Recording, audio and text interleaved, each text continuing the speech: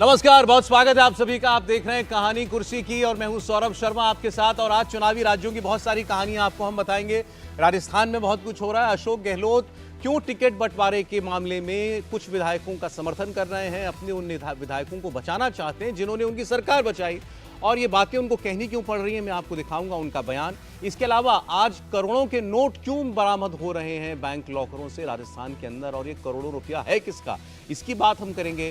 और तीसरी बात, ये भी पैसे से जुड़ी हुई, मंत्री के घर के सामने करोड़ों की नोटों की गड्डियों की पर्चियां मिल रही हैं। नोट नहीं, लेकिन बैंक की जो पर्चियां होती हैं बैंक के नाम के साथ, वो बरामद हो रही हैं कूड़े के ढेर में, और सामने मंत्री का घर है। तो ये क्या कहानी बता रहा है, इसकी बात होगी। एमपी की खबर पर भी जाएंगे, वहां पर भी कल जो आपने देखा था सरेआम नोक-झोंक कमलनाथ और दिग्विजय सिंह के बीच, आज उस पर एक बार फिर शिवराज सिंह चौहान ने मजे लिए, चुटकी लिए, वो आपको हम दिखाएंगे। लेकिन पहले मेहमानों का परिचय आपसे करा दें। प्रदीप सिंह जी आज हमारे साथ हैं। आज कई दिनों के बाद प्रदीप जी का साथ मिल रहा है कहानी कुर्सी के। बहुत स्वागत है प्रदीप जी आपका। विजय त्रिवेदी जी हमारे साथ हैं। विजय स्वागत है आपका। और हर्षवर्धन त्रिपाठी जी भी हमारे साथ हैं। हर्ष जी स्वागत है आपका भी। पहले अशोक गहलोत की बात, लाख कोशिशों के बावजूद अभी तक कांग्रेस पार्टी राजस्थान के लिए अपने उम्मीदवारों का ऐलान नहीं कर पाई है, पहली लिस्ट भी नहीं निकाल पाई है। छत्तीसगढ़ के लिए उम्मीदवार की घोषणा कर दी, मध्य प्रदेश के लिए कर दी, राजस्थान में बार बार सुनते हैं कि आज लिस्ट आएगी, आज नाम पता चल जाएंगे, लेकिन कुछ तो पेच ऐसा फंसा है जो निकल नहीं पा रहा। और क्या इसकी वजह अशोक गहलोत और सचिन पायलट के बीच का टकराव है? ये उन विधायकों को बचाने के लिए कुछ किया जा रहा है क्या जो अशोक गहलोत खेमे के हैं? अशोक गहलोत चाहते हैं कि उनके टिकट बिल्कुल ना कटें, जो विधायक उनके साथ क्राइसिस के समय में खड़े रहे, जब सरकार गिरने की नौबत भी थी। और जो वो बातें अब कह रहे हैं कि कैसे उनकी सरकार बस जाते जाते रह गई, बीजेपी ने कोई कसर नहीं छोड़ी थी, कर्नाटक में तोड़ दिया, महाराष्ट्र में सरकार गिरा दी, मध्य प्रदेश में सरकार बदल दी, लेकिन राजस्थान की सरकार नहीं गिरी। इससे राजस्थान का ऑरा बढ़ा, मेरी सरकार का ऑरा बढ़ा है, और इसके लिए मेरे वो वफादार एमएलए जिम्मेदार हैं।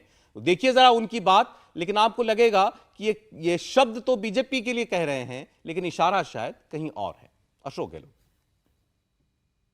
आज रास्ता में सुनता हूँ प्लेटफॉर्म पे जो डिसीजन होते हैं सत्य हिंदी और सबके, वो रास्ता में चर्चा इसीलिए करते हैं सरकार बच कैसे गई यहाँ पर।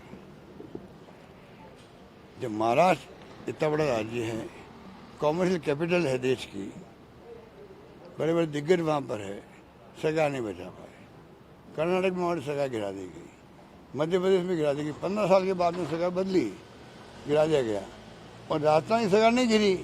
आज मैं खुद चर्चा में हूँ देश के अंदर, मेरी सरकार चर्चा में है। करप्शन बहुत ज़्यादा हुआ विधायकों का।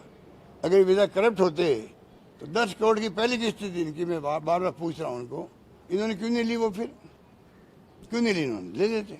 मालूम पड़ता है क्या आपको? मुझे इतना बड़ा खेल हो रहा है, डेमोक्रेसी खत्म करने का हो रहा है। जिस प्रकार का जो हो रहा है इन्होंने किया, और वो वोट मांगने आएंगे तो लोग याद करेंगे ये वही लोग हैं जो हमारी चुनी सरकार को गिरा के राजस्थान वासियों की बेइज्जती कर रहे थे।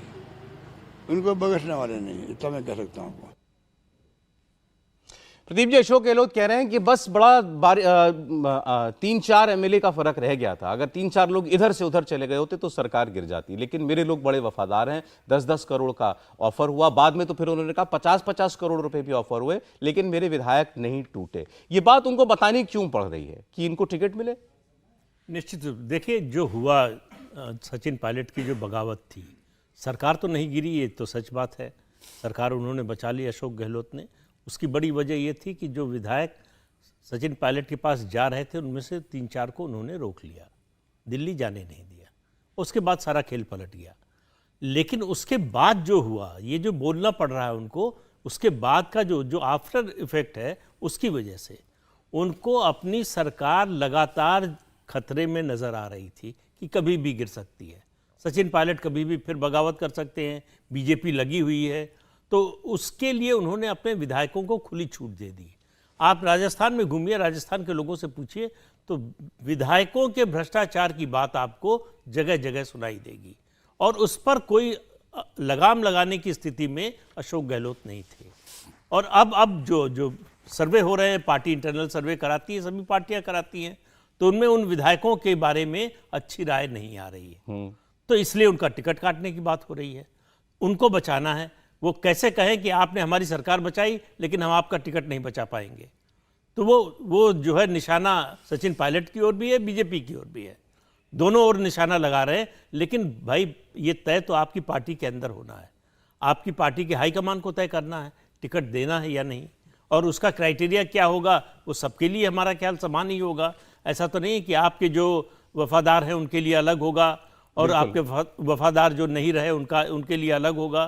तो कुल मिलाकर मामला ये है कि जो विधायकों की एंटी इनकम्बेंसी है उसको स्वीकार करने के लिए अशोक गहलोत तैयार नहीं है और पार्टी उनकी इस राय को मानने के लिए तैयार नहीं है, इसलिए ये स्टेलमेट बना हुआ है। अब कांग्रेस पार्टी बार बार ये भी कहती है कि टिकटों के चयन का एक ही बस पैमाना है कि जीतेगा कौन, और उसके लिए सर्वे कराया गया है। बीच में ये भी खबर आई थी कि जो सर्वे गहलोत साहब ने कराया था वो भी बीजेपी के पास पहुंच गया था, लीक हो गया था।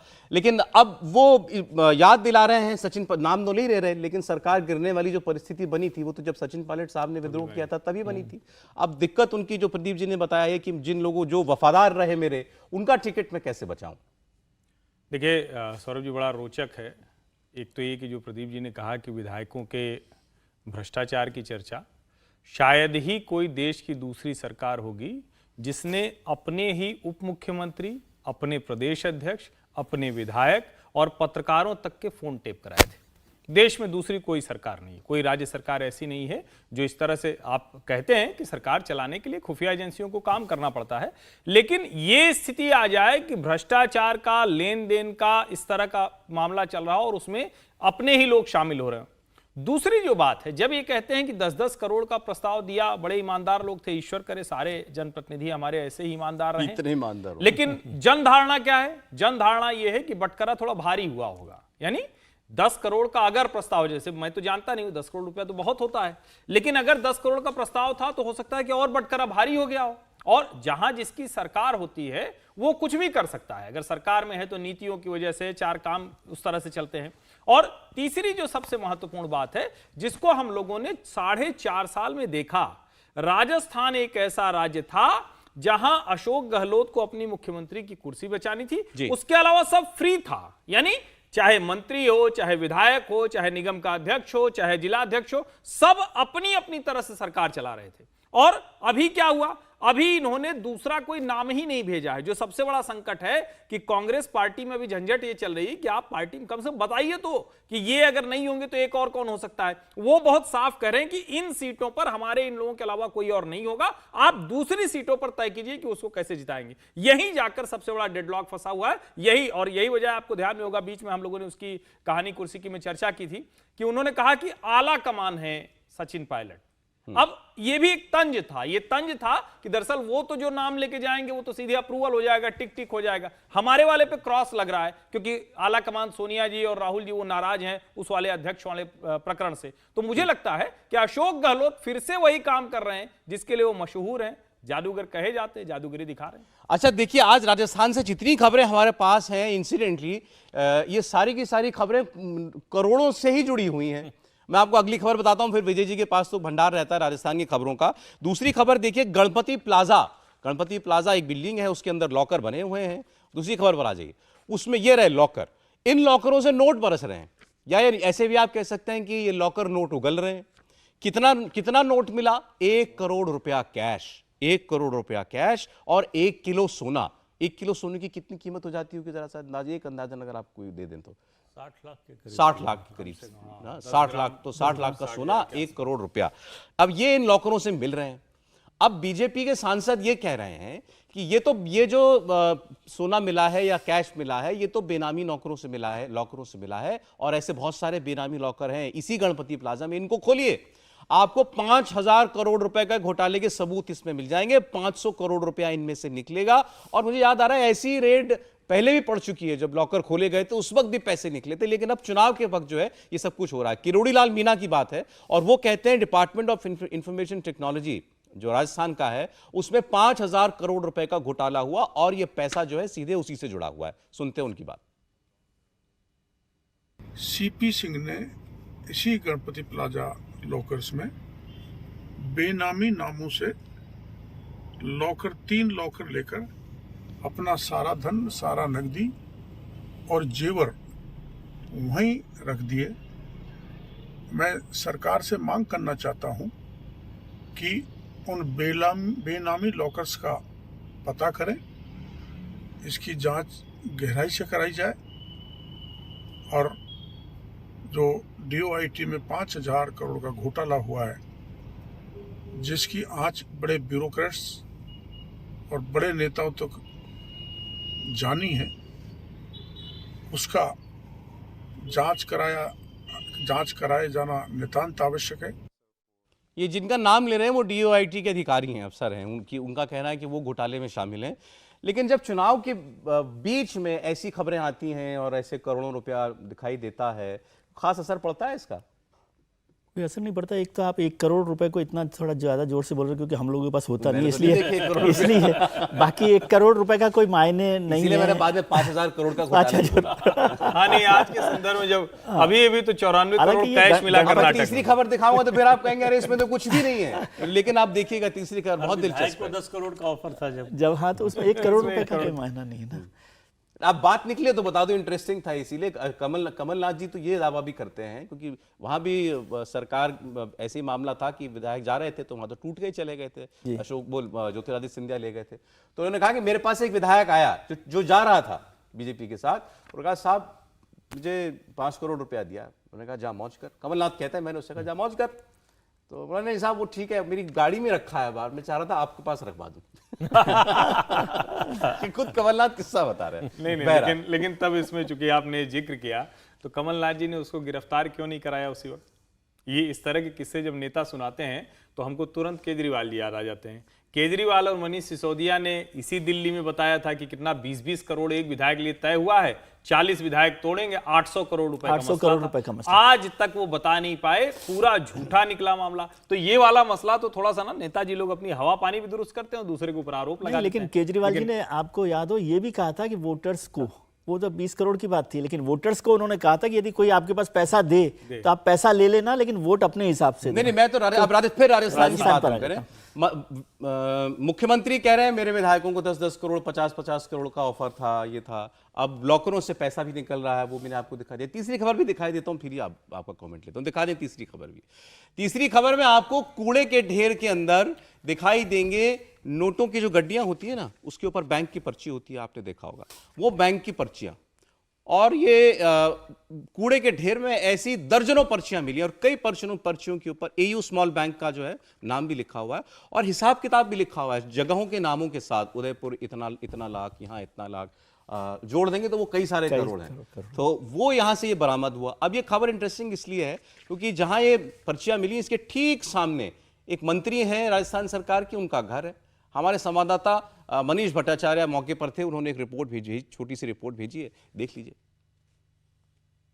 गड्डियों के ऊपर जो स्लिप्स लगती हैं वो यहाँ पर मिली है। आप देखिए बैंक्स की जो स्लिप होती है वो ये है, और कूड़े के ढेर में जिस तरीके से यहाँ पर मिली है, सवाल बहुत बड़ा खड़ा होता है। निर्वाचन आयोग, इलेक्शन कमीशन की टीम यहाँ पर मौजूद है, ये जांच करेगी कि आखिरकार इतनी बड़ी तादाद में अगर ये स्लिप्स आए हैं तो ये पैसा भी जरूर यहाँ निकाला गया होगा। वो पैसा किस अकाउंट से निकाला गया है, किसने निकाला है, और सबसे बड़ी बात यह है कि ये देखिए ये कूड़े का ढेर है, यहाँ पर ये स्लिप्स मिली हैं। और मेरे ठीक जो पीछे जो घर आप देख रहे हैं, जो बंगला है, वो दूसरे नंबर का, वो कैबिनेट मंत्री जो जाहिदा खान है, उनका ये बंगला है। आप देखिए, मैं आपको डिस्टेंस दिखाना चाहूंगा। मेरे बाएं हाथ पे कूड़े के ढेर में नोट की गड्डियां मिली हैं और मेरे सामने ये देखिए ये बंगला है, यहाँ पे लिखा हुआ बड़ा सा एक बोर्ड है, जाहिदा खान मंत्री राजस्थान सरकार। सवालों के घेरे में तमाम चीजें उठने लगी हैं। इलेक्शन कमीशन भी इसकी जांच करने वाली है कि आखिरकार ये पैसा किसका है।